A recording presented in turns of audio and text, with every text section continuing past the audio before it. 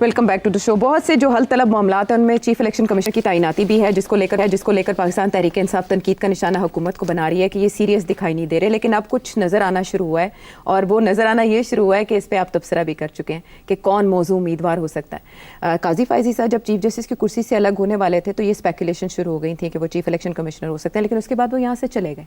अब वो दोबारा कंसिडर किए जा रहे हैं सेठ साहब। मैंने सुना 3 नाम आ रहे हैं जी, नासिरुल मुल्क साहब और तसद्दुक जिलानी साहब भी हैं उसमें। 3 नाम जो इस वक्त मीडिया में घूम रहे हैं जी, वो तसद्दुक जिलानी साहब और नासिरुल मुल्क साहब और काजी फायजी साहब मोस्ट फेवरेट, हॉट फेवरेट। अच्छा, अब आइए जी, जहाँ तक नासिरुल मुल्क साहब हैं, ये इमरान खान साहब ने इनको एक्सेप्ट किया था as head of judicial commission to find out कि इलेक्शन 2013 की और 35 पंचर का जो इल्ज़ाम था वो सही था या गलत था। अच्छा। और इन्होंने 6 महीने लगाए, पूरी इन्वेस्टिगेशन की इस कमीशन ने, और कहा कि 1913 के इलेक्शंस जो थे 2013 के दे वर फ्री एंड फेयर। अच्छा। ओके, और 35 पंचर जो साहब बिल्कुल गलत इल्ज़ाम था। अच्छा। तो मगर और खान साहब बड़े खसियाने थे उस वक्त। ओके। तो I was there in the commission ना, मैं गया था वहाँ। अच्छा। तो मुझे पता है। अच्छा। तो खान साहब तो अभी भी नासिरुल मुल्क को इन्होंने प्रपोज किया था कि ये उनको एक्सेप्टेबल होंगे। ओके। अगर नासिरुल मुल्क को वो लगाते हैं चीफ इलेक्शन कमिश्नर, मेरा ख्याल है कि नासिरुल मुल्क साहब शायद एक्सेप्ट ना करें, और तसद्दुक जिलानी साहब जो हैं वो शायद नहीं करेंगे। अच्छा। अब आ जाइए आप काजी फायजी साहब। काजी फायजी साहब, वो तो इमरान कभी भी एक्सेप्ट नहीं करेगा, पीटीआई तो कभी नहीं एक्सेप्ट करेगी। अच्छा। तो अब ये है कि अगर धक्का के साथ करना है सारा कुछ तो और बात है, मगर इन्होंने देखा ना कि जजेस के ऊपर कितना शोर पड़ा है, और अभी आप ही ने कहा कि जी पता नहीं शायद कोई एहतजाज भी होगा, मुहिम चलेगी, ये होगा वो होगा, तहरीक चलने वाली है। तो मेरा ख्याल है they have to be very careful कि कोई ऐसा शख्स लेके आए जिसको पीटीआई उसको टारगेट ना करे। बाद में भी देखा जाएगा क्या होता है क्या नहीं होता, बिकॉज अगली इलेक्शन तो काफ़ी दूर है, इट्स क्वाइट फार अवे। ठीक है, चलें, आप ये कह रहे हैं कि ये दोनों नहीं हो सकते और तीसरा नाम पीटीआई को एक्सेप्टेबल नहीं होगा, तो फिर चौथा नाम भी कोई। मैं कह रहा हूँ, ये नहीं कह रहा कि ये हो नहीं सकते, मैं ये कह रहा हूँ कि ये शायद नहीं चाहेंगे, एक्सेप्ट ना करें। अगर एक्सेप्ट कर लेते हैं तो ठीक है। आई थिंक फ्रेंकली इन दोनों में से इमरान को कोई ऑब्जेक्शन नहीं होना चाहिए टू नासिरुल मुल्क और तसद्दुक जिलानी साहब। ठीक है, लेकिन अब एक और बात जिसको लेकर अरब ममालिक में बहुत ऑब्जेक्शन है। अब हम चलते हैं इंटरनेशनल सिनेरियो की तरफ, और वो है गाजा का मामला। पागल की बात कर रहे हैं अनप्रेडिक्टेबल, मोस्ट अनप्रेडिक्टेबल। क्या, वो तो सारी बातें अब हर चीज़ प्रेडिक्टेबल ही होती जा रही है उनके वाले। हाँ, वो इधर से उठा के ठाठा करी जा रहा है, और बाय द वे चल कुछ भी नहीं रहा उसका। वो जो भी फायरिंग कर रहा है ना, it's not going anywhere, counter किया जा रहा है उसको। वो काउंटर क्या, लोग खड़े हो रहे हैं उसके खिलाफ, अमेरिका के अंदर और अमेरिका के बाहर। जी, बड़े पैमाने पर एहतजाज। सिवाय ये कि वो जो नेतन्याहू है वो बड़ा खुश नजर आ रहा है, मगर बाकी ये इसकी चलने वाली इनमें से कोई कारतूस नहीं चलने वाला, ये मैं आपको बता दूं। अच्छा। आप पूछ ले मुझे एक एक करके, मैं बता दूं क्या मसले हैं इसके लिए। तो सबसे पहले गजा के सवाल का जवाब आपसे ले लेते हैं कि ये जो उन्होंने ऐलान किया, ये तो नस्ल कुशी के मुतरादिफ ही है कि इनको यहाँ से निकालें। कोई भी मिडिल ईस्ट के दुनिया में कोई मुल्क नहीं है जो इसको एक्सेप्ट करेगा।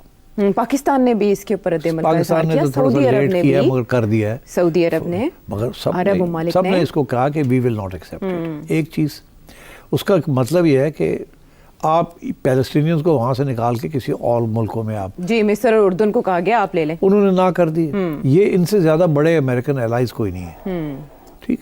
तो मैं समझता हूँ ये तो बिल्कुल पॉसिबल ही नहीं है, इट्स अ नॉन स्टार्टर कि ये गजा को सबको निकाल दें। और हुआ ये, इनको खुद एहसास हो गया जी। अभी स्टेट डिपार्टमेंट की तरफ से ये जो स्पोक्समैन है व्हाइट हाउस की, खातून है, मैंने सुना, हाँ, तो वो ऑलरेडी कह रही है तो टेम्प्रेरी बात कर रहे हैं हम कि उनको निकालें, उनको ना वापस ना आने दें, उनको निकालें ताकि हम इसको ठीक ठूक कर लें, फिर आ जाए पाए। तो ऑलरेडी जैसे कहते हैं ना, सॉरी करके कोई थोड़े बहुत पीछे हट गए। तो इसी तरीके के साथ बाकी जो भी इनके जो इनिशिएटिव्स हैं, ये जो इनिशिएटिव है जी, जो कि कॉन्स्टिट्यूशनली चैलेंज हो गया है कि अगर आप इलीगल इमिग्रेंट हैं या आप बाहर से आए हैं और आपकी नेशनैलिटी नहीं है, तो आपके बच्चे जो हैं दे कांट बी अमेरिकन्स।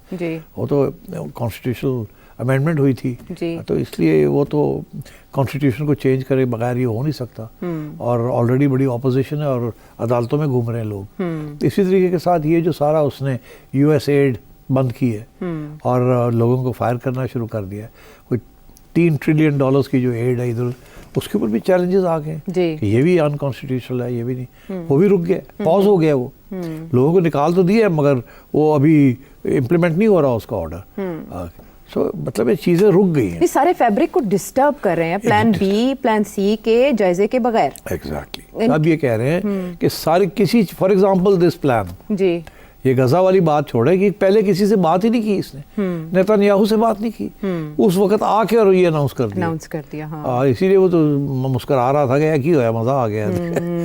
تو تھلی مچ گئی نا عرب ممالک میں. اسی لیے یہ جو لوگوں کو نکال رہا ہے وہ بھی کوئی پلاننگ کے تحت نہیں ہے.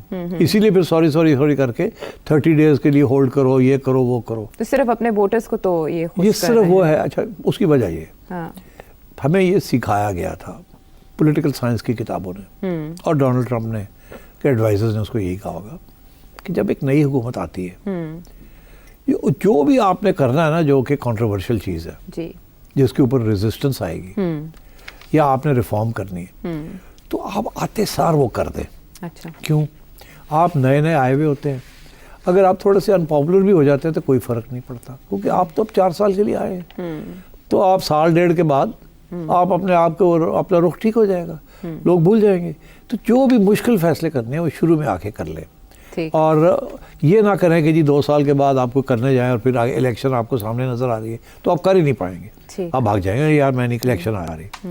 تو اس نے وہی کام کیا, آتے سار اس نے جو اس کی پیٹ پروجیکٹس تھے نا, اب یہ جو ہے یہ کہتے ہیں کہ جیرڈ کشنر تو پتہ نہیں کب سے سوچ رہا ہے کہ اس کو غزہ کو یہاں سے لوگوں کو نکال کے یہاں پراپرٹی ڈیولپر کی جائے. وہ ہے بھی پراپرٹی ڈیولپر, ٹرمپ خود پراپرٹی ڈیولپر ہے, اتنا بڑا پراپرٹی ڈیولپر. اب آپ دیکھیے گا یہاں بھی 1-2 ٹرمپ ٹارز آنے والے ہیں, یہ بھی دیکھ پراپرٹی کے تو ویسے ہمارے یہاں مارجن بہت ہے, اسکوپ بہت ہے, سارے ہی اچھے تھے پراپرٹی ڈیولپرز نے, اور سب سے بڑا پراپرٹی ڈیولپر کا تو نام بھی نہیں ہم لے سکتے, تو اس لیے چھوڑیں ان باتوں کو. آپ تو سارا شو نہیں پہ کرتے ہیں. میں تو نہیں کرتا, تو بڑی زیادتی کر رہی ہو تو پرواہ ہوگی مجھے. تو میرا اشارہ وہ دبئی کی طرف ہے. چلے اب ڈونلڈ ٹرمپ کا جو اشارہ اس تقریر میں ایران کی طرف بھی تھا, کیا وہ ایران کو کوئی ڈیل آفر کر سکتا ہے؟ نہیں تو وہ تو کرے گا, ہی از اے ڈیل میکر. وہ جائے گا ایران کو کہے گا کہ آپ کے سینکشنز کو ہم کم کرتے ہیں, ہم رژیم چینج نہیں کرتے, اور آپ 100% اپنا نیوکلیر پروگرام ہمارے والے کریں, ختم کریں اس کو. ایران اس کو کبھی ایکسیپٹ کر ہی نہیں سکتا. ایران وہی پرانی گیم چلے گا, ٹائم گین کرے گا کہ ہاں آئے جی آئے. ہم نے تو نہیں توڑی تھی اگریمنٹ تو آپ لوگوں نے توڑی تھی. ہم نے تو اگریمنٹ کی ہوئی تھی, آپ نے آ کے تو توڑ دی تھی.